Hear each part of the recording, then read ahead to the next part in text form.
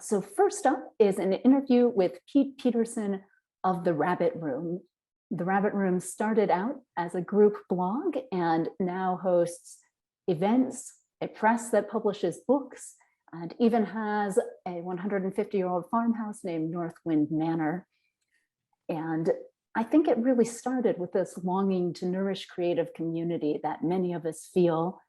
And I think that's one reason it has the name that it does. The Rabbit Room is named after the room in an Oxford pub called the Eagle and Child, where the Inklings met.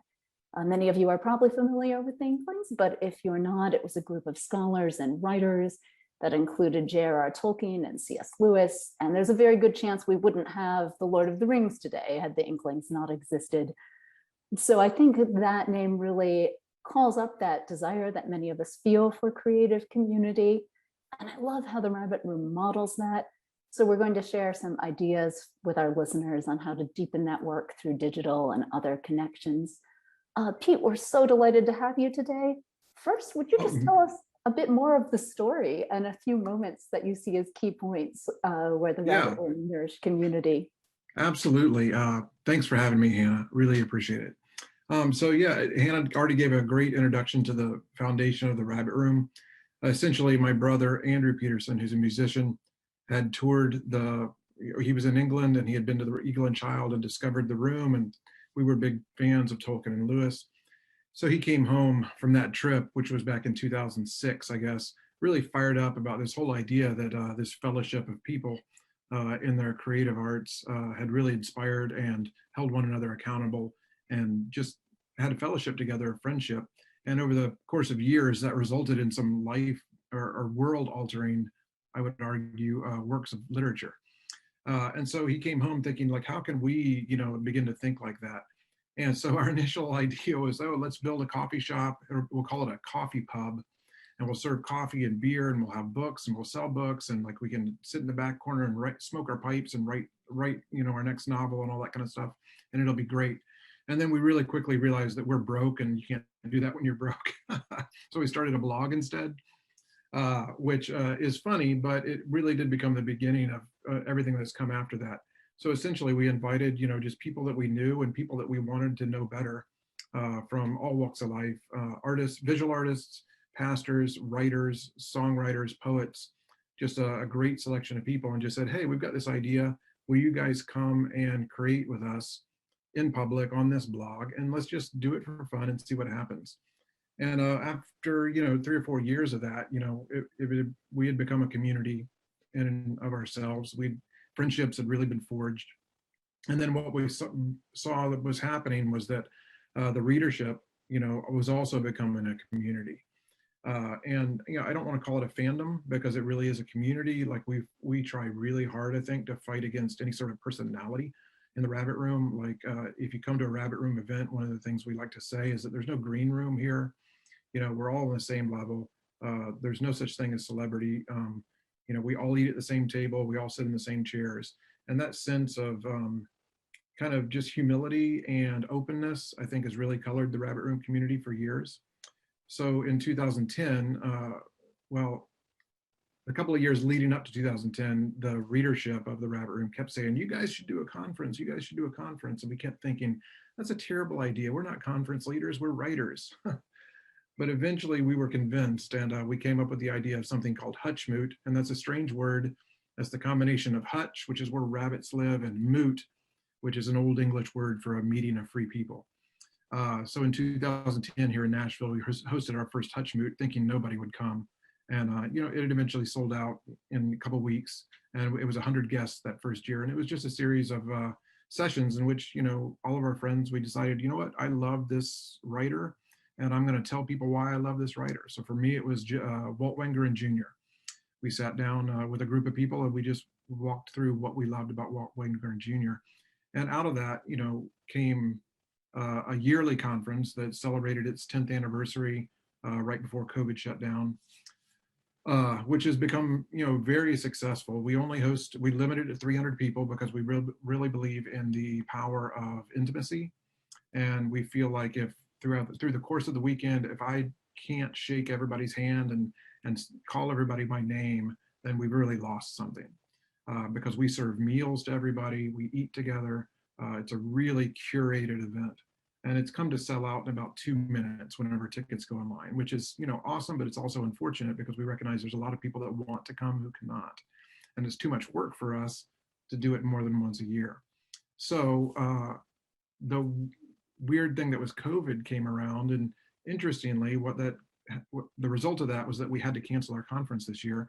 And we made the call to well, let's try going online with it, whatever that means. And we were really reticent about the whole idea because in my mind, community is something that happens face to face in the same space, physical space with a person.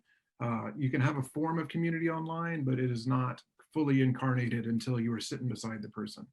And so we really kind of had an initial hard time with how this was going to work online because we were so dedicated to the idea of in-person community. And so when I sat down with the team to plan the online version of that conference, one of the things that we tried really hard to do was figure out how to make it in person, even though it wasn't, and how to get people away from their computers, ironically. So even though we wanted them to come to the computer to be part of the conference, once they were in, we wanted to give them reasons to go elsewhere and do things with real people. And so that became what we call Hutchmoot Homebound. So I just skipped over a whole lot of history, Hannah. I don't know if you want to slow me down or if you want me to keep charging on. Do you have a preference? Well, actually, what you've just said is kind of a perfect segue into some questions about Hutchmoot I was going to ask you. So I'm keenly aware of how wonderful the lineup has always been, and keenly aware of that limitation you mentioned of the small number, meaning it sells out really fast, because I've been wanting to go for years and years and never managed to beat everyone to the 2-minute sellout point. And so, I'm so sorry. Oh, well, I'm glad you do it. I understand your reasons for keeping it small. But for me, obviously 2020 was a pretty hard year for almost everyone, and I am no exception to that. But one great small gift of the year, or really large gift of the year, was that I finally got to go to Hutchmoot when you took it online. And, it truly was, and I imagine will be again this year, one of the most creative and compelling online events I've been to, and I go to a lot of them. And I loved the way that you, for instance, sort of imagined the digital spaces in the layout of a house. So there was a library, there was a kitchen. I think there were some secret passages, if I'm remembering correctly. So I love the way you sort of brought that incarnational element to how you imagined that, as well as giving people some ways to sort of use that digital interaction to get together with people in their own lives, as it was safe and doable too. So yeah, I'd love if you could just share a couple of the ideas that really worked there with our audience, and maybe with a few tips on how, if you're crafting a digital event, how can you bring in that sense of incarnation as well? Yeah, absolutely. Well, like I said, it was really important to us that it wasn't going to be just 3 days of people sitting in front of a screen. I mean, there's value in that, but that I didn't feel like that was part of a rabbit room ideal. And so, we based the whole thing, the website that we built out was based on a house. So it had a floor plan. So when you enter the house, you enter into the great room, and the great room was where the primary content existed. But then breakout sessions happened in the living room and in the library and in the sound booth. And so we had different kinds of content in each of these kind of places. And yes, there were secret tunnels and all kind of, I'm grew up as a gamer. And so I'm very keenly aware of the way that these days it's very popular to kind of gamify things, if that makes sense to anybody. And so it was fun to me to kind of build a little bit of that into the conference experience. And what I mean by that is, we presented people with everything that's on the or everything that's on the schedule, and that is clearly accessible to everybody. But if you're really paying attention, and if you are very curious, there's a whole lot more going on behind the scenes. So there are links that have passwords that you have to discover on the site in order to access. And once you get behind that wall, you kind of, have found something secret. And so what that does, I think, and I think this was borne out during the conference, is that it creates communication between members, because one person has now found this thing, And then in the chat, they're going, hey, did anybody else see what they had hidden back there? And everybody's going, what? No, where is this? And what is the password? And people are like, well, I'm not going to tell you, but I'll give you a clue. So it developed this sort of, experience for people that wouldn't have been there if we had just given them everything easily, which was fun. But, you do have to be careful that you don't want to hide, major stuff behind a wall that somebody may not figure out. So that was one thing that we did that I felt worked really well. And then some of the other things were, I mentioned before, we wanted people to get away from their computers. So for instance, at Hutchmoot, when it's in person, a big part of that is our chef, who's named John Cowell. He's a Hawaiian guy and a pastor and just a wonderful, wonderful cook. He puts a lot of thought into what he cooks for people when they come to our conference. And so the meals are, very kind of thematic and experiential. And so we didn't have the opportunity to do that online, but the way that we recreated that was we worked with John to develop recipes. And so everybody who came to the conference, if they bought the physical moot kit that kind of we mailed to everybody, it contained recipes so that ahead of time they would know, hey, Friday night, we're all 10,000 people involved in this conference, ideally, or in theory, are going to cook this meal and eat it wherever they are. And then John has an explanation for why that is the meal that we're eating at the time that we're eating it. And then we encourage people, like, if you bought a ticket to this conference, that's great, but that, you can use that for everybody in your family. Invite friends over, have that meal together, so close that computer, go have the meal together, and then maybe come back as a group and watch what we've got in store after dinner, that kind of thing. Another sort of get away from the computer thing was, this is interesting, Hannah. You mentioned that during your Christmas Zoom that you had like a found ornament sort of scavenger hunt. We did a similar thing. We called it the Hutchmoot. And we essentially created a scavenger hunt of experiences, kind of, that we gave everybody. We said, here's your mission. Go out and use your friends and family to film yourself reenacting a scene from a favorite movie. And then once you've done that, come back here and post it for everybody to see. And we had a list of about 12 different things that were, the film a movie scene is kind of a complicated one.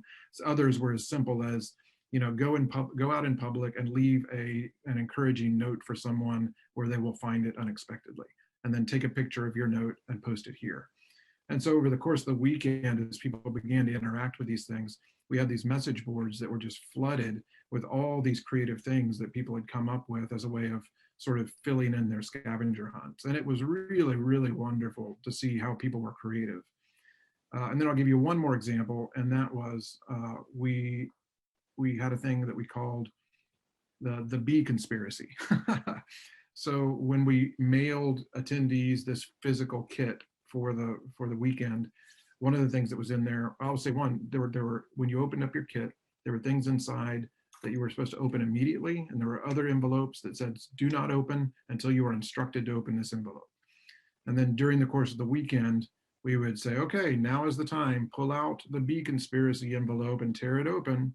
So people would open it, and what was inside was a quilting square, which we then gave instructions for everybody to decorate in their own way and then send back to us.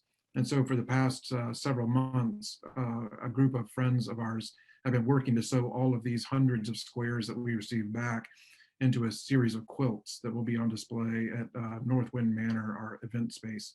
So it was a way of like, kind of encouraging this collaborative art project that, so everybody is working on one project separately, and they can't do it on their computer. You hear about it on your computer, but then you've got to go away and do it on your own.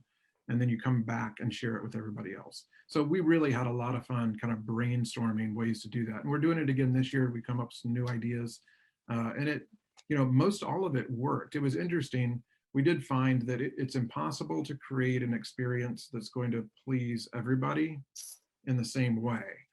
So what we found ourselves doing was creating many different experiences so that anybody who came in the door could kind of find where they belonged. So if you were a visual artist, you would find yourself gravitating to the art studio and all the sort of things that were going on there. If you're a writer, then maybe you found your way into the library and were participating in that kind of content. If you were just somebody who likes to have fun, maybe you just explored all the secret back ways through the website all weekend. So it was the sense in which, we wanted to fulfill the tastes of multiple people at the same time, if that makes sense. Oh, those are such wonderful examples. And I love that interplay of digital and physical, and the way that you've thought about different ways people can connect with each other online and in person. And I'm curious what you see taking into the future from this past year of online community building. And I'll just give a brief aside to the audience here, which is that we're going to have a little bit of a chance to ask Pete some questions in the Q&A. So please type your questions in the Facebook Live Q&A, and I will pass them on to Pete in a few moments. But for now, let's dive a little deeper into these ideas. And yeah, what do you see taking forward, Pete? Well, it's interesting. Like when we initially planned this online version of the conference, we thought we're only going to do this once, then it's all back to business as usual. And that's ended up not being the case, partly because, like as I mentioned before, Hutchmoot has always been limited to 300 people, which is both a blessing and a curse. It's a blessing because that's what keeps it the special thing that it is. But we have always mourned the fact that so many people want to come and cannot. And like, we want those people to come, we want to meet those people, but there's just not room to do it. And so one of the revelations of the online version of the conference was that instead of having 300 people participating, we had 10,000 from 45 countries. It was just a little bit mind blowing. We were shell shocked by that. And so that kind of forced us to reevaluate, the value of doing this again. So this year, when we had to make the call to cancel the conference or go online again, and we made the call to cancel it, and we're online again like we were last year, which turned out to be the right call, by the way. It was a lot more fun. We didn't have the hesitations that we did last year, and we could like dive in head first from the onset, which was great. And now we're evaluating whether or not there's a way that we can continue to provide this in years to come alongside the Hutchmoot as it exists in person. Now, I don't think they will be the same event because we don't want to fill up our in-person event with a bunch of cameras. But we're trying to figure out, is there a way that we can present this kind of online experience for people who cannot physically come to Nashville as we move forward into the future? Because I think it would be a great thing organizationally and just a great service to the kingdom. As long as people are enjoying it and we feel like it's healthy, then we're pretty committed to figuring out a way to make it happen. That's wonderful to hear, and I'm very excited. I'm still hoping to eventually get there in person, but I'm excited to hear that I'll probably have a digital option as well. And it's just really exciting to think about that. Is there a concrete next step you'd encourage a listener to take if they're wanting to nourish creativity and community in their online lives or other settings? There are lots of different sort of on-ramps to starting to do this. And what would be a few easy, concrete steps that you recommend? I think collaboration is really key. Like, community has to be more than just shared interest. If you create a Facebook group and you're like, hey, everybody who likes, cats, come and join this Facebook group, and then everybody posts their cat memes. Like, okay, maybe that's fun, but I don't consider that community. But if you take that same community and you say, hey, we are now going to rescue cats in our communities, and we're going to work together to do that, then that kind of forcing people out of their comfort zone and into sort of a space where they have to learn and they have to meet one another and they have to compromise with one another and figure out how to solve problems. I really think that's what really creates community. And so in the case of, the online conference that we did, I think that's why those sort of collaborative things were so powerful and so well received, because you can't just sit in front of a computer and receive it. You have to give something back, and then there has to end up being a push and a pull and a collaboration. And then that ends up changing both people, and I think that change makes them better, hopefully. I think one piece of advice I would have, if you're trying to create online community, is think about how can we make this collaborative and not just a consumer experience, if that makes sense. I really love that, and that certainly fits my own experience as well. I'm having difficulty accessing the feed for questions. So if I have missed your question in the audience, I apologize. In the meantime, we'll hopefully get that straightened out by the next Q&A session. But in the meantime, I'll go ahead and ask Pete another question, which is, what are you excited about in this year's Hutchmoot so far? Oh man, so many things. We've got a great lineup again. Malcolm Guite is he's an English poet that I've admired for a long time, and he's our keynote, which I'm very excited about. We've been trying to get him over here for years, and he finally agreed. But then we've just got a great lineup of folks. And then once again, the staff and I have just had a ball kind of planning all the secret things. So one of the most delightful parts about the conference is like I said, we send a physical package to people. There's a limited number of them because it takes time for us to assemble and package and mail them. So we've already passed the cutoff date for being able to order those now. But those things end up being filled with the sort of delights of Hutchmoot. So I know there's a lot of anticipation around being able to open that box and find out what's in it. It's also, once again, it's full of envelopes that you cannot open yet. You've got to wait for instructions so that you will know how to use what's in the envelopes. But some of the things that we've got in the envelopes this year, I think are really exciting. I think we've upped our game from last year. And we've been really proud of our sponsors this year that because they saw what happened with the boxes, that they were anxious to contribute to that as well. So we've got some really cool bonuses that we're able to offer to our attendees from our sponsors. So that's something that we have a lot of fun with.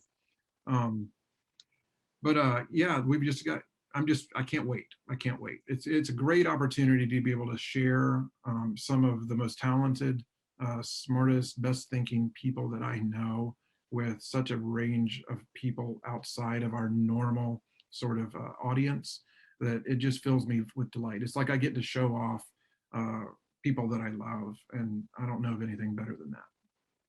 Well, amen to that. One very quick question. How big was the team putting these wonderful kits together?